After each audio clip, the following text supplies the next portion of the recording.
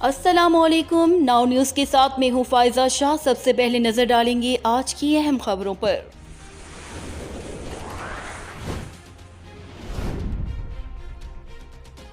रुख करते हैं टंडो मोहम्मद खान का। इशफाक हुसैन गोपान की रिपोर्ट के मुताबिक कौम परस्त पार्टियों और शहरियों की तरफ से वापता के खिलाफ सजावल चौक पर एहतजाज किया गया। मुख्तलिफ कौम परस्त सियासी समाजी तंजीमों ने धरना दिया। धरने से खिताब करते हुए जाहिद जसकानी, दो हालीपोटो और दीगर ने कहा कि रमज़ान के बबरकत महीने में भी सहर और अफ्तार के टाइम लाइट को बंद करके ये अपने नाहली का सबूत देते हैं। कहा कि यहाँ की इंतजामिया सुकून से सो जाती है या शहर में ना लाइट होती है, ना गैस, ना पानी होता है। शहर अजाब में मुब्तला हो चुका है। हम गवर्नमेंट से पुरजोर अपील करते हैं कि इन नाअहल लोगों के खिलाफ नोटिस लिया जाए और सख्त से सख्त कानूनी कार्रवाई की जाए।